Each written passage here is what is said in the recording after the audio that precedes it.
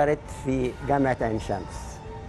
قلت يا خبر أبيض، جامعة عين شمس دي هي الوريث الحقيقي لجامعة أون، اللي هي أقدم جامعة معروفة في التاريخ، اللي اتعلم فيها هنا في مصر أرسطو وسقراط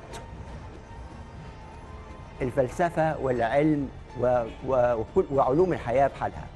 هو السؤال إزاي دخلت القنبلة الجامعة؟ يعني معنى كده ان احنا زمان كان في مثلا لو دخلت مطوه او دخل قرن غزال او معرفش ايه، او يبقى مصيبه سودة.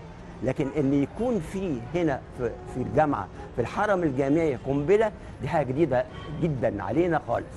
طيب نقول ايه؟ امال فين الحرس؟ فين الحرس الجامعي؟ الحرس الجامعي احنا شلنا الحرس الجامعي. ليه؟ لأن لقينا الحرس الجامعي بيتدخل في كل شيء، أما واحد يتعين يبقى لازم الأمن يقول رأيه، واحد بيتجوز من الأساتذة لازم الأمن يقول رأيه، في مؤتمر، في كلمة، في حاجة، في أي شيء لازم الأمن يتدخل، وده طبعا مش مظبوط، ولازم ان احنا كنا نشوف حل للحكايه دي، فشلنا الحرس الجامعي. دلوقتي مفيش حرس في الجامعه الا الحرس الاداري. رئيس الجامعه قال لي ان انا عندي 600,000 طالب، اعمل فيهم ايه؟ الخناقات، الحكايات، البتاعات، كل ده محدش بيقدر يتدخل حاليا دلوقتي. طيب هل نرجع الحرس الجامعي تبع الداخليه؟ فقال لي لا، يرجع الحرس بس يبقى تبع الجامعه، يبقى الرئاسه بتاعته للجامعه. انا عاوز اقول ايه اللي حصل للناس العائلات المصريه، ايه اللي حصل للاولاد، للطلبه، للطالبات، ايه العنف اللي هم فيه دلوقتي؟ هل نقدر نسال ان الثوره عملت ده؟ صحت الناس وخلتهم يخرجوا عن شعورهم ويخرجوا عن نطاق حياتهم العاديه اللي اتعلموها، هي الادب والذوق والبيت المصري اللي كان بيربي ويعلم، والمدرسه المصريه كانت بتعلم، والجامعه اللي كانت بتعلم، كل ده راح خلاص هدر. يعني ايه الحل؟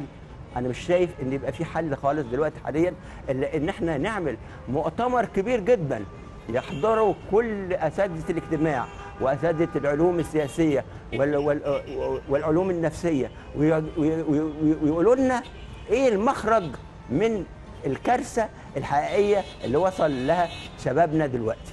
الولاد دلوقتي بيتخانقوا في الجامعه عادي، وعكسوا البنات عادي، ويتخانقوا عشان البنات عادي، ويجروا ورا بعض بالمطاوي عادي. رئيس الجامعه قال لي ان كل ده بيحصل، وانا مش عارف اعمل ايه دلوقتي. طيب هل الجامعه دلوقتي تعيش في الفوضى دي ولا نشوف حل ونتحرك بسرعه جدا؟ لكن حكايه ان يبقى في قنبله في الجامعه، ده لو يوسف بيه وهبي اللي هو عميد المسرح المصري كان موجود دلوقتي كان قال كلمته الشهيره: يا للهوى.